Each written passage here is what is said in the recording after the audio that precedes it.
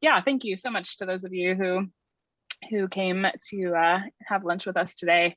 If I don't know you, my name is Melissa Mackey. I'm the director of Faith and Work Chicago, and it's been a privilege, along with Sully Curtin and Joel Miles, who are here on this call too, to give leadership to the Burnham Fellowship for the past 5.5 years. So we're actually currently in our 5th year of running the program, and we've had 76 people from 21 different congregations across Chicagoland go through the program, which has just been such an incredible experience. And I always say, I think, to be honest, it's the best discipleship training I've ever experienced. And I've been in vocational ministry for going on 24 years at this point. So I feel like I learned something new and see deeper implications of the gospel in my life every year that we do it. So today our time is going to be pretty just informational. Joel in a few minutes is going to share a bit about kind of why Burnham, and then I'll give you some practical details about the program itself. We have a few alumni and a current fellow on the call with us as well to just share a little bit about just their experience from kind of the participant perspective. And then we want to give you time for questions too. So we're going to try to do all of that in an hour. We'll see how that goes. You are welcome to ask questions. Probably just makes it most efficient if you don't mind hanging out on mute right now, and then we'll open it up for questions at the end. If you have any questions that you think of, feel free to jot them down, or you can even put them in the chat, but we'll kind of get to that more towards the Q&A. Same with if you have questions for the panelists, so feel free to throw those in the chat, but we'll just try to kind of manage all of it to be able to cover this all in an hour. And then certainly if you have more questions, you are welcome to reach out to us anytime. Love to do, just a separate Zoom call if that would be helpful, or a phone call or whatever, to share any more that you might have questions about. So yeah, again, thanks for jumping on with us. And I am going to turn over to Joel, who has been part of leading this from the beginning as well, and doing a lot of the lecture parts in teaching for Burnham. Joel is a pastor elder at Holy Trinity Church downtown, and is currently working on his PhD out of Wheaton, and thankful that he's been able to remain just a part of the program and giving leadership and teaching. So yeah, Joel, I'll turn that over to you, and you can talk a little bit about kind of the big picture of the program. Yeah, hey everyone. Good to see some of you and see other names, though I cannot see you right now. Glad you guys are here to learn about Burnham. So as Melissa said, I'm one of the pastors at Holy Trinity, and I've been helping lead Burnham alongside Melissa and Sully for the last number of years. And it is one of my favorite things that I do. Even as I transitioned to work on my PhD full time, this is like the one thing in my pastoral ministry that I really wanted to hold on to. I love doing this program, though I think what's kind of interesting about it is this is not a program I could have ever seen myself doing before, probably like the 9 months leading up to us actually launching it. So I went to Bible college and I went to seminary. And while I was there, I had heard about faith and work ministry. I knew it existed, but in my mind, I had an understanding of what I thought that was, that it was kind of like this, this side thing that you did at a church. If your budget got big enough, if your church got big enough, then you can start working on stuff like, okay, work, faith and work kind of stuff. And my idea about it, this kind of shows my snobbishness, was that it's kind of like shoddy theology. It's like, okay, we're going to do like some biblical principles for work or something like that. It's not really like deep theology. But those assumptions were shattered really quickly when I think it would have been about 6 or 7 years ago. I took a day trip to New York, which if you work at Holy Trinity, this would tend to happen before COVID, where our senior pastor would be like, we're going to New York for the day. So we went to New York, and I had a meeting there, the 30-minute meeting with the director of the Center for Faith and Work in New York, which I was like, okay, this will be interesting. I guess he'll talk a little bit about his program or the stuff that he's doing.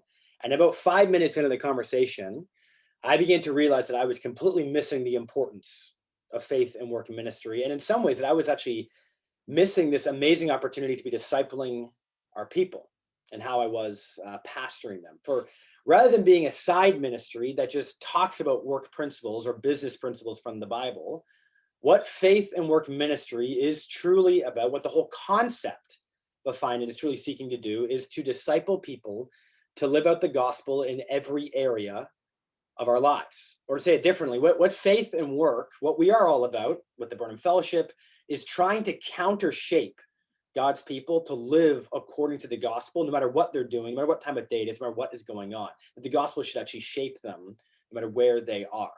So I assume that for many of us, the purpose of your work, if you were to really answer that question, it's a little bit elusive.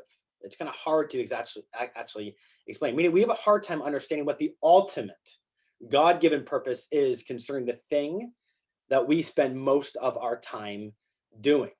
What according to the Bible, what according to God, what according to Jesus is the purpose of your work? Most of us don't really know.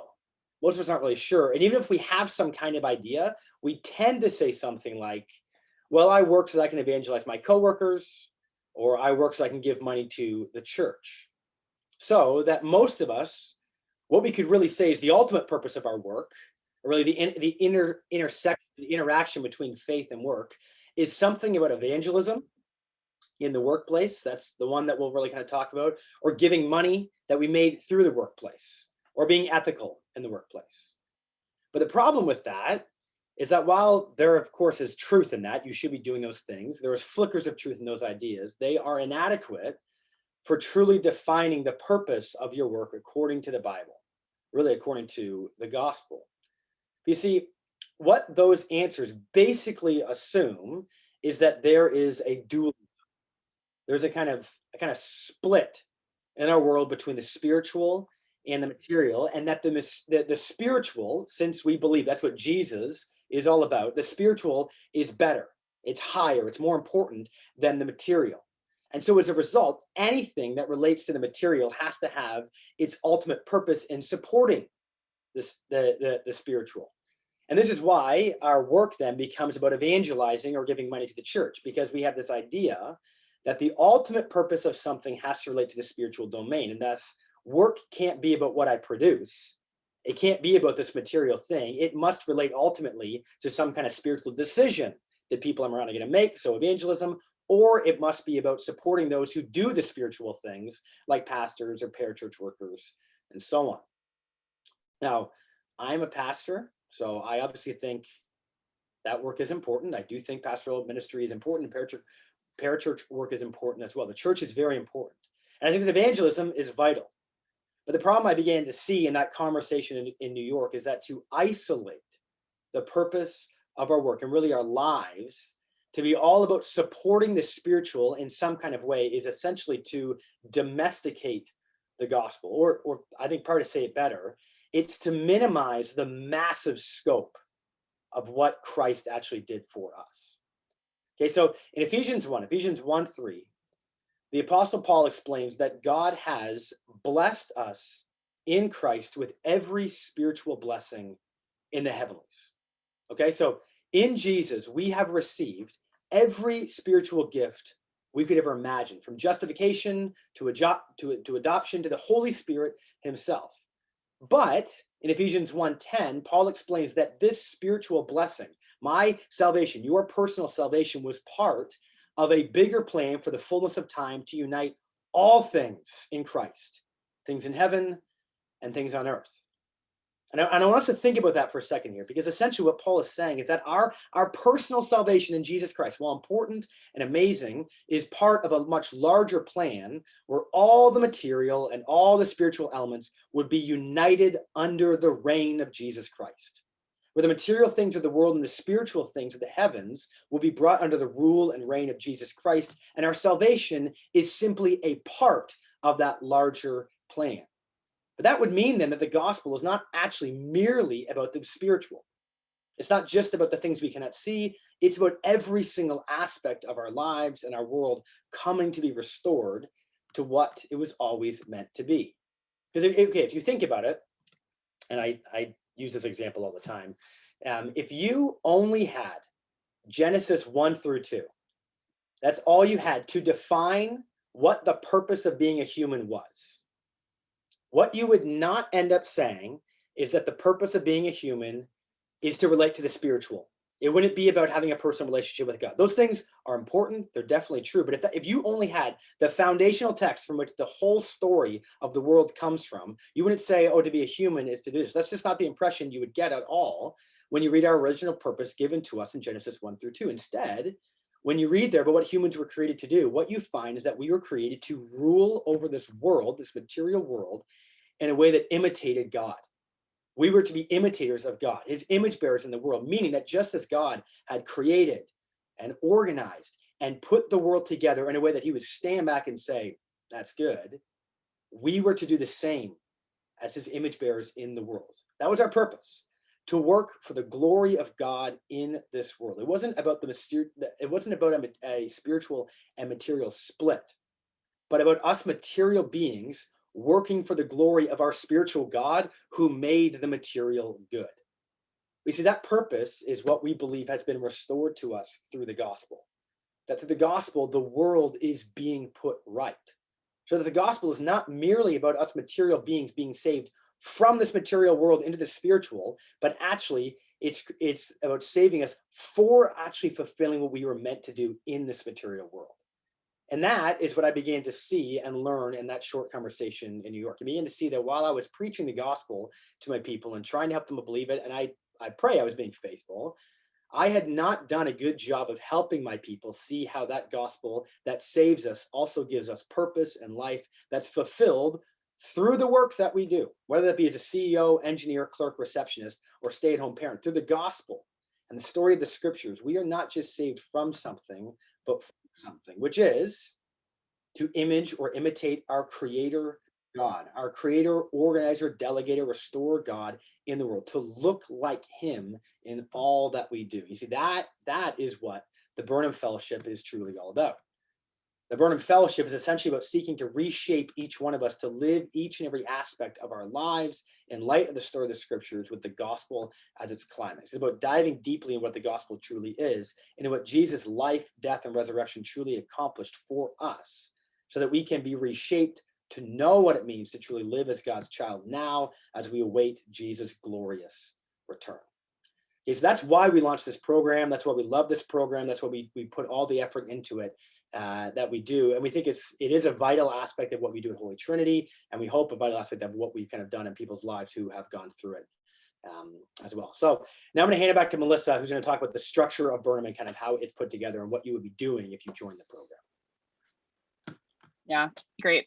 I hope that's such a small taste of sort of the big picture of what Burnham is about and why we just believe in it so strongly.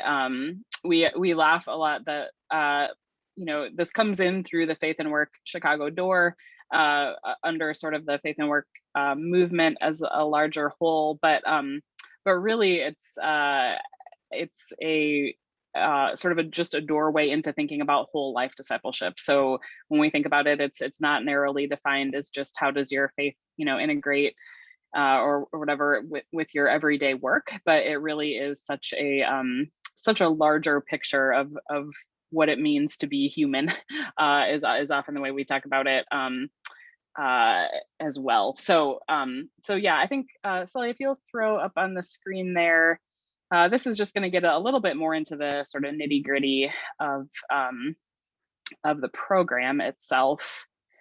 These are sort of the rhythms for Burnham. So let's see. I'm not sharing my screen, so you can't see my cursor. That's okay. So basically, if you think from between now and June 1st are when we are accepting applications. So applications are currently open. The application process will run until June 1st. And then by July 1st, we'll let people know about acceptance. And we may do that sooner as well. But part of it is that we're actually trying to get an idea of how many cohorts we'll have. So we've mostly had one cohort either Friday morning or or Sunday afternoon.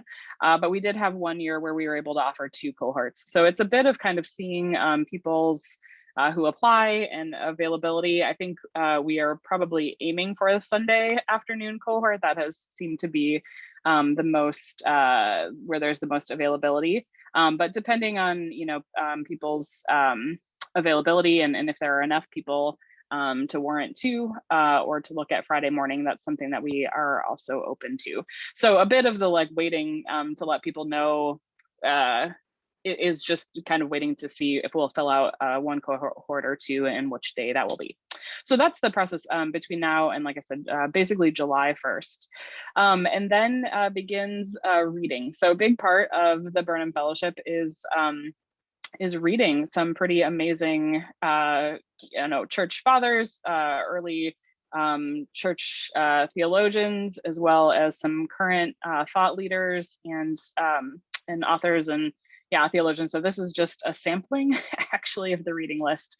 We don't necessarily read the entirety of all of the books that we give you, but I think our fellows this year maybe have like 17 books or 19 or something like that. I completely lose track.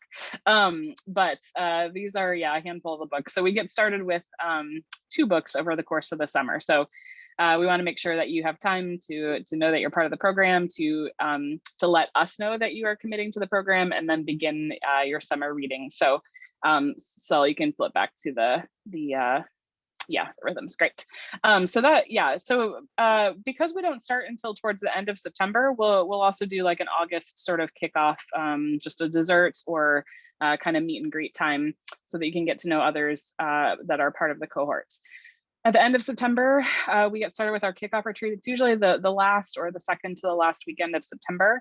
The retreats are a big part of the program. So we do ask, we'll put those dates out. We do ask that that's something that you are intentional about coming to, and it is really a priority of the program. So if you can't make, especially the first retreat, we might ask you to reconsider a different year being a part of the program, because it's a pretty essential part of just our community forming time and really setting the tone for the program. So there's 3 retreats. You can see those across the bottom. Towards the end of September, towards the end of January, we do a mid-year retreat. And then the final retreat is at the end of May. We usually do it the weekend before Memorial Day weekend. We'll finish up. So, but you can see across the top, weekly, we do a 2-hour cohort gathering. And that is, we're assuming we're going to be in person. We've had to flip back and forth with being on Zoom a lot this year, obviously, but I think that next September, prayerfully, Lord willing, we'll be able to be in person, and we meet at the Holy Trinity offices, which are downtown where Sully's at currently. You can see it. I mean, doesn't it just look like a beautiful place that you want to be? That's at Jackson and Dearborn, on the corner in the kind of south part of the Loop, the Monadnock building is where we'll meet. So it's a 2-hour cohort weekly, almost every week. Obviously, there's some breaks for holidays and that kind of thing. But we meet together for those 2 hours. There's a significant portion of it we spend in prayer together, and then also sort of lecture discussion on the readings. The reading that you'll do is about 2 hours of reading a week. It fluctuates across the course of the program. Usually, I think around 100 pages or so is what you can expect of reading a week. That could be in the books or as part of stuff online that we'll give you to read and listen to. There are also spiritual disciplines practices that we ask you to do during the week. This year has been our first time doing this, but we have just we're reading through the Bible in the course of our time together, and that is the majority of our sort of devotional time, which has been a really rich thing, I think, this year to do. So that is what that has looked like. So that's sort of just what the week looks like. You'll have the 2 hours of reading on your own, some spiritual disciplines that we'll have you practicing, and then a 2-hour weekly meeting that we do together.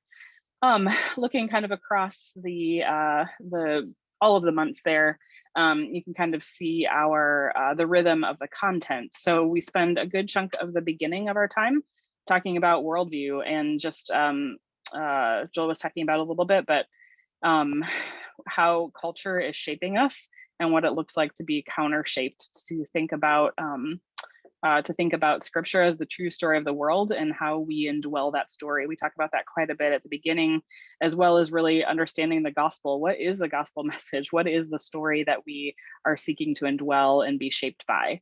And that really sets the tone for the entirety of the program. And then we move through heart renewal. It's where we read a lot of early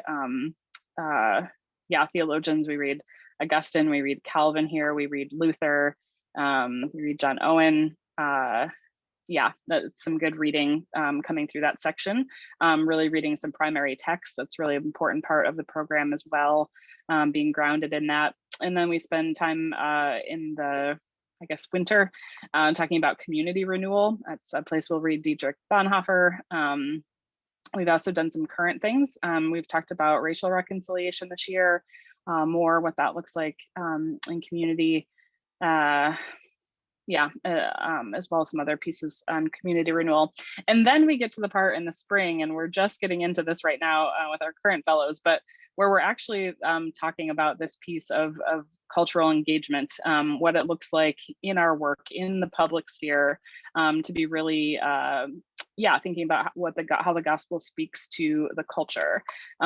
This is a bit of maybe more what you might expect the whole program to be about, but what we love is that by the time we get to cultural renewal, it's like, oh, obviously Christ is king over all of this, and matters to our work and how we relate in public, how the true story of the world comes to bear in every square inch of society. So we spend a good amount of time on that in the spring. So really, you can kind of see the progression of how we walk through the program, the different readings that we do. There are projects that come up in each part of this. We're working sort of the capstone project is really thinking about your own workplace or your own neighborhood, and what it looks like to engage with the gospel there in an area of brokenness. So that's something that is a project that's building throughout the course of the program. One of the things so this is connected to a larger network of people who run this fellowship. So it started, Joel was talking about at Redeemer City with, the church, Tim Keller's church in New York City, over 10 years ago now. So there are like 1,500 fellows that have been part of going through this across the country, even around the world. Actually, there are people who have been involved in this program. And I was on a call yesterday and someone was saying, one of the things that's really unique about this fellowship program, there are a lot of programs that are really looking at heart renewal, that are, really engaged in understanding the gospel and how that affects, even as Joel was talking about earlier, sort of our own personal salvation, our own walks with the Lord. But there aren't very many programs out there that are also really engaging in cultural renewal in this aspect of thinking about, what does the gospel have to say to my workplace right now? How do I think about this? And then even sort of putting out something into the world that is as a result of really processing this deeply and engaging in it. So I think it is a unique part of the fellowship program that we're really trying to engage all of those pieces. So that is, I think you can go to the next slide, Sully, is the readings. I already talked through a little bit. We can talk about that more if you would like. And then lastly, before I jump over to our panel, you probably have seen this if you've gotten on, if you've gotten here, you may have already been on our website, but just pointing out that this is where you can apply the Burnham Fellowship tab across the top of our website. Again, those are due by June 1st. There's also, if you read through that section, there is a place to apply for scholarships as well. So the cost of the program is $1,500. We've not changed that over the course of time. I know they talked to us in New York. In New York, they're up over $2,500, I think, for this program right now. They did some sort of cost analysis studies on professional development programs that are sort of this intensive, and have found it to be very, very much in line with that kind of program offering. But we do seek donors to help be a part of scholarship opportunities as well, because we don't want to see that be a part of that to be prohibitive. But it is an investment, and we know that it's a time investment, it's a cost investment. But I think I have my panelists here, current and former fellows, who can hopefully testify to the value of the time and financial investment. So I'm gonna just jump over and introduce them. And if anybody came in after we got started, we will have a time of Q&A after sort of this panel part. And if there are any questions that you want to ask them, as well if there are any questions that you have for Joel or I, or about the details of the program, we definitely are working on saving time for that. So yeah, so I think going in order of participation, Sam, I think you are our most senior fellow alumni. So Sam, maybe would you yeah, talk, just give it briefly when you were part of the fellowship and just what your work is, what you're doing, and introduce yourself. Yeah, so I was a part of the Burnham Fellowship from 2018, I guess fall of 2018 until spring of 2019. And I'm currently a postdoc at the University of Chicago at the Booth School. So I see you, Pulse Center, Chris. I was gonna say, I thought I saw that there were some uchicago.edu email addresses jumping in, so that's great. So I have some Hyde Park representation there, so great, Sam. And then Laura did it, I think, the following year, so maybe just give a little introduction of yourself. Yeah, so I don't quite fit the typical mold, I think, of the Burnham Fellow. I'm a stay-at-home parent. I have 3 young children at home. And yeah, so I participated, was it 2019 to 2020? And it was a really rewarding year. So, yep. Yeah, I appreciate even Laura bringing that up. We definitely, yeah, have stay-at-home parents that have participated, as well as retirees. And we've had folks 60 plus participate, and it's so rich, I think, when we can have a wide range of ages, backgrounds, work experience, yeah, different fields represented. I think it makes our cohorts richer to hear how this is all processed through different lenses. So we're really grateful to have Laura part of the program too. So current fellow though is Margaret. So Margaret, if you give a little introduction of yourself and what you're doing, what you do. Sure, yeah. So I am currently a fellow, and I am the admin assistant for a tech company. And yeah, just been very involved with the Burnham Fellowship the past few weeks, months. Yes, reading all the time. Great. Well, maybe I'll go back just in order, and I will have each of you give an answer to this question, but would love to, since these folks are potentially in process or thinking about applying, sort of what made you decide to apply, what was your process, and then maybe you could just add even like, I assume you're glad that you did. So if you want to say anything about that too, but just maybe give a little bit of your own just process in sort of being a part of it, or deciding to be a part of it. Yeah, Sam, we'll start with. Yeah, so I mean, for me, I think my work is, I'm a statistician, and even amongst statisticians, I do kind of more on the mathy side. And so for me, oftentimes my work is actually kind of very far from kind of what you traditionally, as Joel was mentioning earlier, kind of what you traditionally might think of as kind of living out the gospel, in the sense that like, I'm not meeting with a lot of people, and so like I'm not like evangelizing constantly to my colleagues. My actual work is a little bit further removed from actual applications, and it's upstream in that sense. And so, for a while, as I was going through grad school, it was definitely kind of always a question for me of, what am I called to do what is it, am I doing kind of this line of work that I'm doing? Is this where God wants me to be? And I think this is totally a valid question, and something I still ask all the time. But I think there was maybe some ways in which, the idea that, I wasn't like directly like, the way in which my work was not directly kind of applied was maybe always something that bothered me a bit. Yeah, so I would often have kind of thoughts about kind of, is this kind of the career path that I should be in?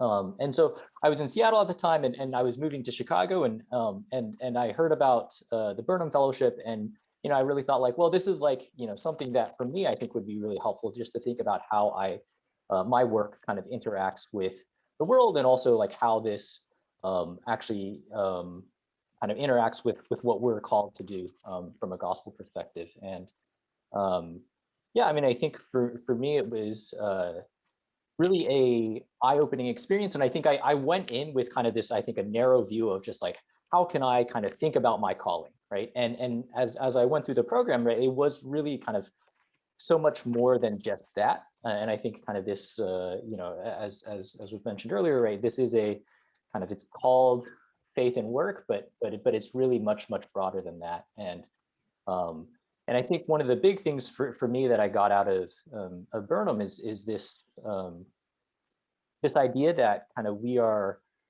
always being preached kind of alternative gospel, and that our world, our environments, our industries are always kind of telling us kind of alternative ways to save ourselves, or alternative ways that we ought to be living or viewing the world. And I think the idea that we need to kind of constantly preach back against that, I think was one of the most valuable things that I got out of the Burnham Fellowship. And even, 2 years later, still like, I think about, I'm now in the process of kind of deciding what comes next after my postdoc. And I think all the time about how kind of some of the topics and things that we talked about in Burnham is really kind of shaping even my current decision in terms of like I like go back and look at like specific books and things like that. And so it's like not even just like a kind of this background thing, but it's a very kind of present thing, and even as how I'm making decisions now. Awesome. Thanks, Sam. Encouraging. How about for you, Laura? Yeah, so let's see, I heard about Burnham through my church, and then my husband attended a newcomers dinner, sort of on my behalf, but also toying with the idea of attending himself. And he ended up meeting another person who was interested in attending, who was also a stay-at-home mom. So that perked my interest. And that, yeah, he encouraged me to apply, and that's sort of how I got absorbed into the program. I think as a stay-at-home parent, I was very hungry for additional intellectual stimulation outside of childcare and the home. And so that was a much needed kind of change of focus for me. Yeah, I'm not sure what else did you want to know, Melissa? Yeah, maybe just you could talk about any impact that you have felt from it, or yeah, your year, how that. Yeah. So yeah, the year was a really good year. I think I really enjoyed the reading and the discussions. I think what I found both surprising and challenging about the program was its emphasis on prayer and community. In my mind, I wasn't really in search of community. Like, I had that. And so it felt sometimes like community is sort of inconvenient.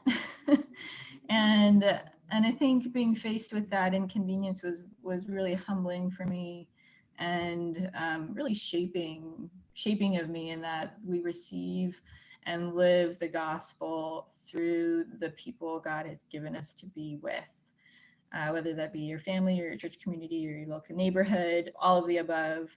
And people are messy, right? And so I found that both, yeah, really challenging and frustrating, but also really essential and distinctive to the Burnham Fellowship. So the first usually hour of the time together is spent in prayer, and then the second hour is in discussion. So the reading is just half of what the fellowship is about. And I think that focus, I think has been, yeah, it is really important, and yeah, has come back to me again and again, and reinforcing the importance of the church in the life of a believer, that none of us are Christians alone. And God uses and works through communities of people to spread the gospel and to share himself. So, yeah. That's great. Yeah, I really appreciate you bringing out that aspect. I think it can get kind of lost even in how we share about it, but the community aspect is really a rich part of the program, especially as you're with people who are also investing this kind of time and resources in, wanting to be part of growth, and wrestling through these ideas and putting them into practice with this group of people. It sort of can't help but become just a really rich and place of like struggling through or wrestling with those kinds of things with other messy people. So yeah, thanks for bringing out that aspect of it too. Margaret, how about for you? Kind of what made you decide to apply? What was your process? How's this year going for you? So a few years ago, I attended the Summer Institute of Faith and Work. So that was my first experience with Faith and Work, and regularly attended the Lunch and Learns. And so I heard about Burnham very often, but I just wasn't quite ready to commit to it.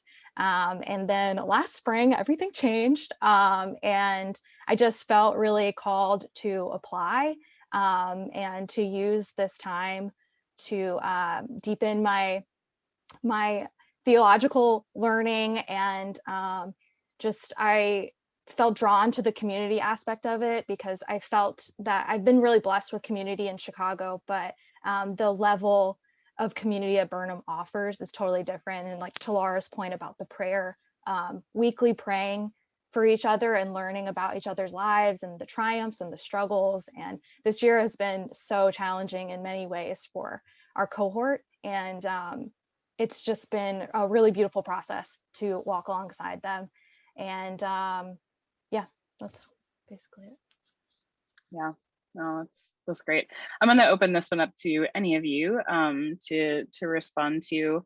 And maybe Laura, you kind of already did, but yeah, I'll ask two questions then. Either any of you can respond to it. Something that you enjoyed about the fellowship, or something that surprised you about it. And maybe those two are the same, maybe they're different, but yeah, what was something that was surprising and or that you really enjoyed about it?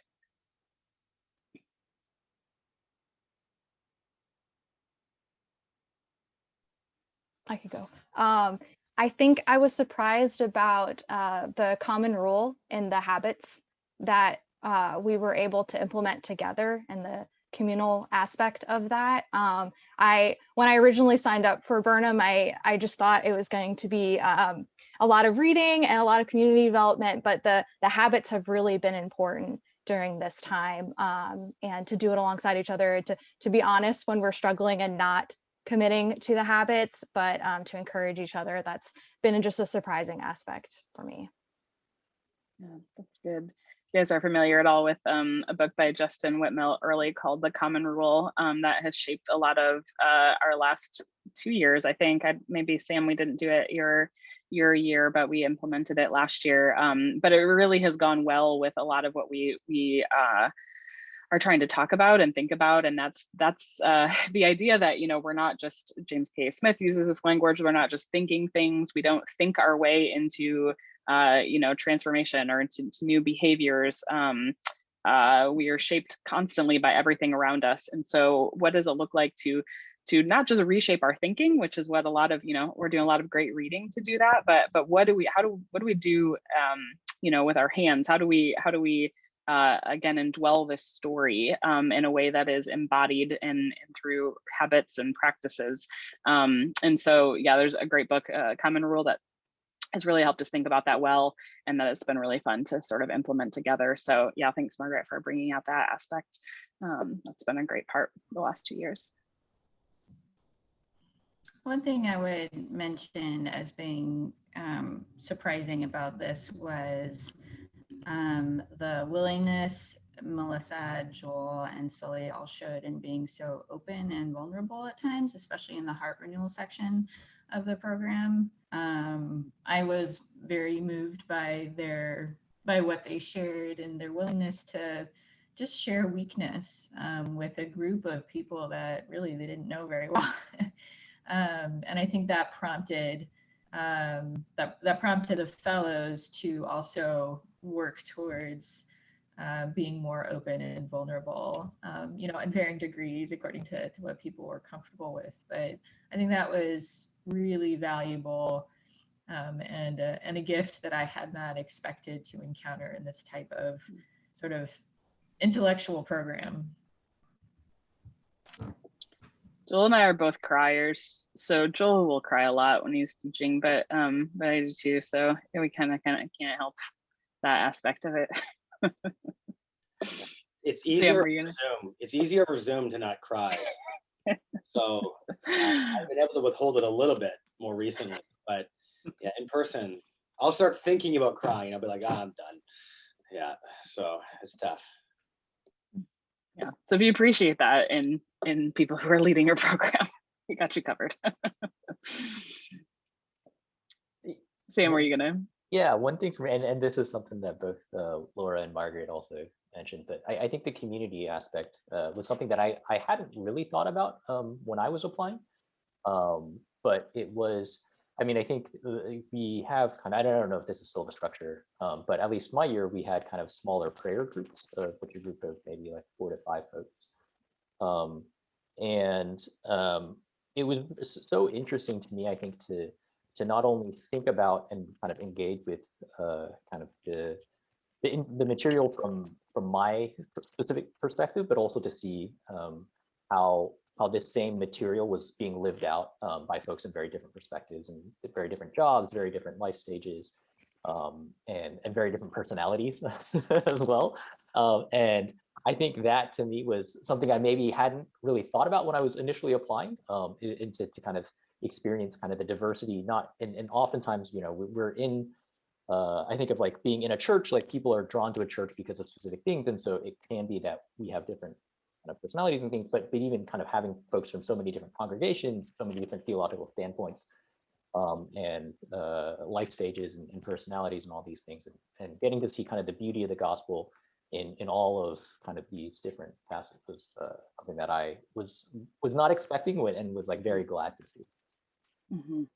Yeah, that's good. It is really rich to get to see how people live it out or think about it, or like we said, we've had different years have had more or less people from different congregations or churches, but that has been a really rich part of the program too, in getting to connect with people coming from different places and different backgrounds and ways of thinking. That's part of the program is we do at the very beginning, where we sort of do even just look at our own history and how we've been shaped by churches that we've grown up in, or our own background and experience, and to kind of see that brought together and what the Lord wants to do with the cohort, and the different backgrounds that he brings together is really sweet.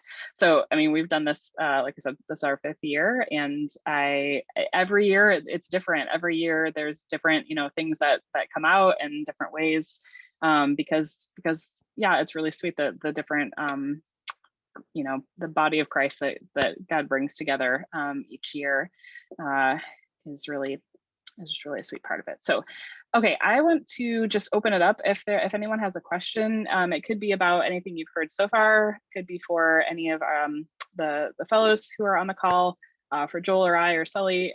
So yeah, I'll just go ahead and open it up. I don't know if any have been in the chat at all, but feel free to unmute yourself if you want to ask a question. I have a question. This is Gary Ginter. I live on the west side of Chicago. About how many hours a week might one need to allocate to this in order? I was unable to get into the beginning and missed almost all of Joel's presentation. And if you answered the question, then Joel, sorry, this will be a chance for people to be refreshed. What should I reasonably expect in terms of the reading, not counting the meetings, just the reading? What's the normal load? Yeah, it's a good question. I think that I was just saying, I think that there's usually around 100 pages a week, give or take. Some weeks are a little bit heavier than others. Some weeks are lighter. I think And maybe Margaret, you've been mostly most currently in the midst of reading new material.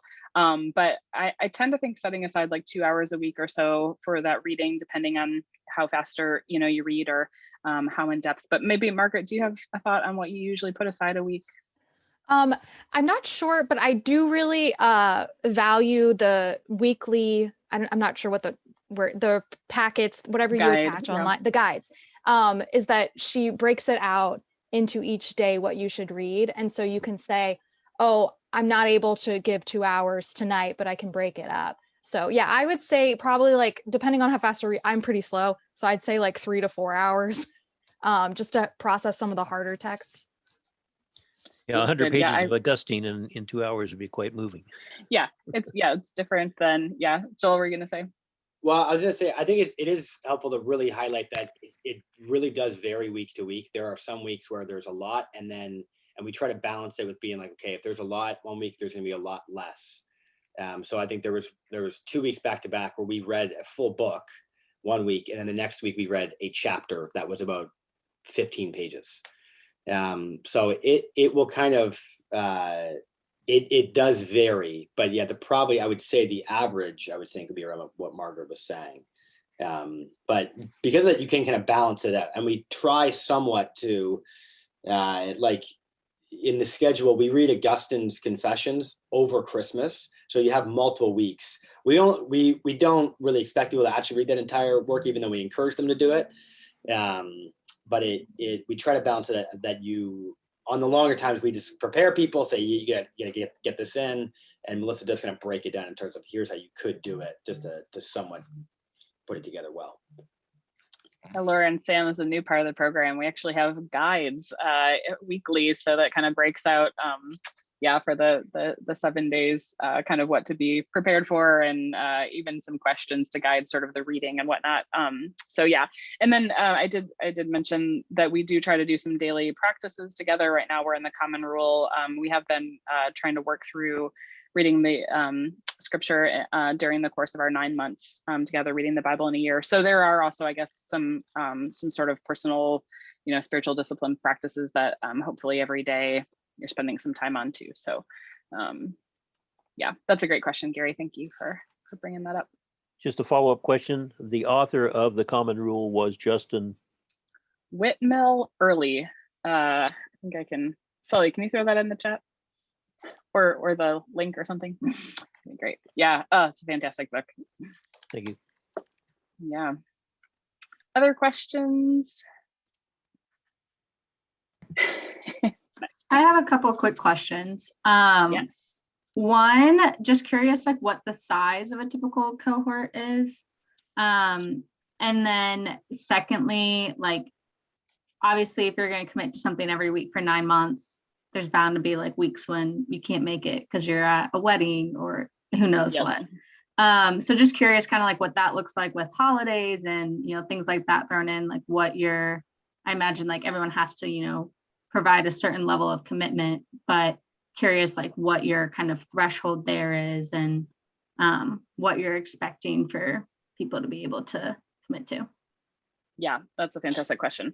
Yeah, so the cohorts have ranged. I think our very first year, this is when Joel and Sully and I were going through it and trying to lead other people through it, was our smallest group. I think we had 7 that year, and then the 3 of us, 10. So that was, I would say that is pretty much the smallest size for a cohort in terms of really, having good interaction and having those times where if somebody has to miss or whatever, you're not just a couple people. So we've had all the way from 7 to Sam, was it your year? I think we had 24. There was one year. Your year we did 2 cohorts, right?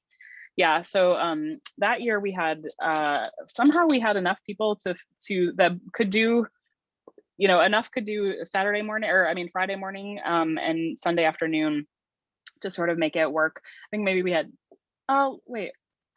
Laura, you had 2 cohorts. Oh yeah, Sam had a big group that we did all Sunday afternoon. That's right. And we did 2 cohorts. At any rate, we kind of just see how that all works out. But when we've had, I think we've seen that like more than maybe 12 is getting too big for one cohort, you know, somewhere in there, just for that like really personal interaction, that getting to know one another kind of thing. So when we've had that, we've made ways to make smaller groups within it. So like Sam's year, we had smaller prayer groups that would meet for that kind of more intimate interaction, and then we did like our large group discussion all together. Laura's year, we were able to break into two cohorts. So yeah, all that to say, there could be more people being a part of it, but you would be part of a cohort that, you know, would be in that 8 to 12 range, ideally, for that kind of interaction and getting to know one another. We also do another thing where we do prayer triads, we call it. So from the beginning, you're with 2 other people, and that's an even more just for accountability, for some of the processing that we do with some of the projects, especially as it's just getting more into personal things that, you know, we're connecting on or sharing about or prayer with. And those are obviously, you know, men and women, gender specific. So yeah, I think, does that answer your question? We try to just arrange that, you know, based on applications and who's, it's a little as we go through that process, kind of seeing how that all shakes out.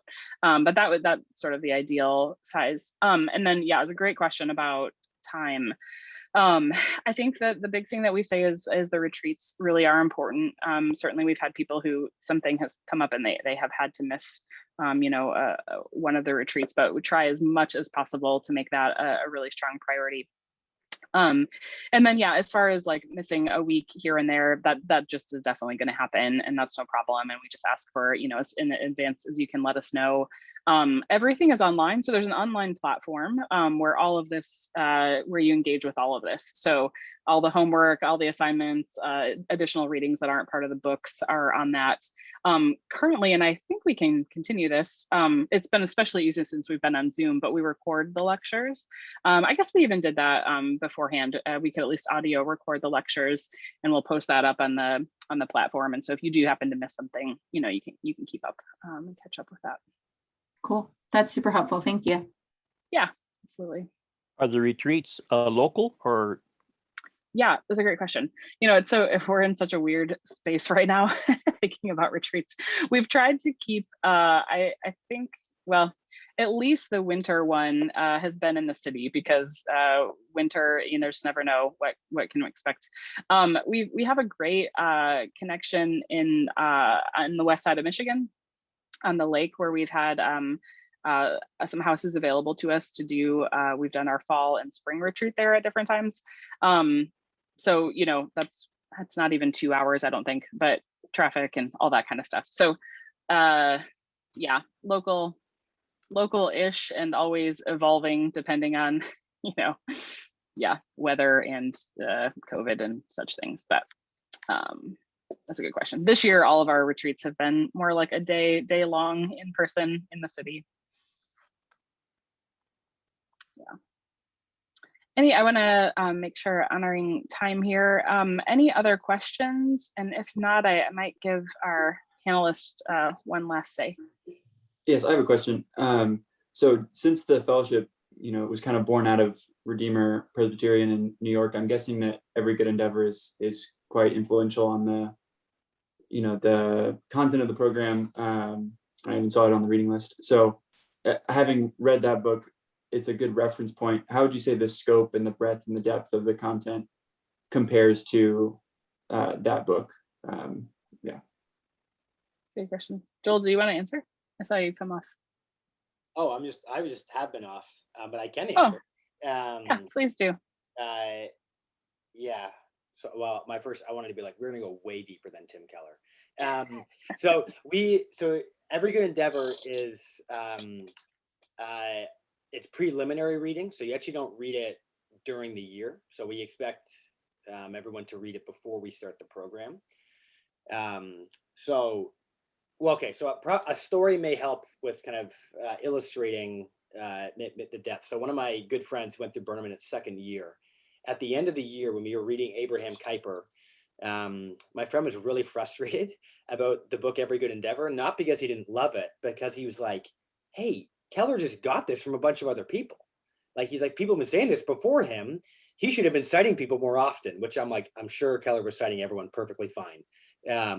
But so to him, he was kind of shocked by being like, okay, I'd heard this stuff and I thought it was like original, but now we're going back through and I'm actually seeing, wow, actually there's been a lot of thought on this and it goes really, really, really deep. So in a lot of ways, it's difficult for me to say like, oh, are you going to come out with like way more knowledge than you would get from Every Good Endeavor? I don't know.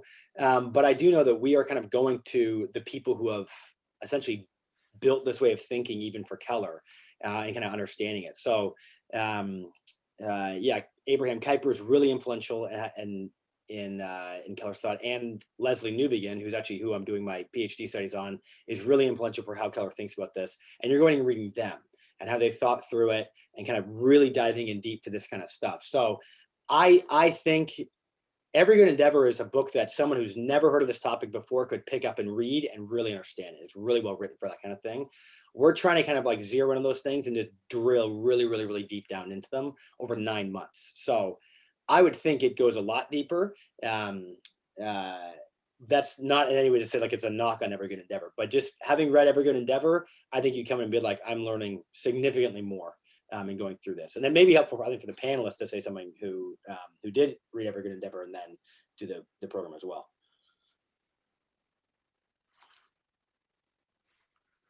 Maybe not though. I would say maybe to that point, I don't know. Every Good Endeavor is maybe like the trailer version, and then Burnham is like the full movie, I guess. That's good. That's really helpful, both of you. Thank you. I think every time I reread that, I'm like, oh, he's citing everybody that we're going to read this year. It's kind of a good like a preview or which is really fun. So I am seeing that it's 1 o'clock already. Our time went by quickly. Thank you guys so much for taking time to kind of tune in today. Like I said, let me a couple quick announcements. We do have some things coming up in March and April. There's a conference that we're doing kind of alongside the Denver Institute for Faith and Work called Business for the Common Good. This is a full day kind of program. I'll let you just see this in our, there's an email follow-up that has this information.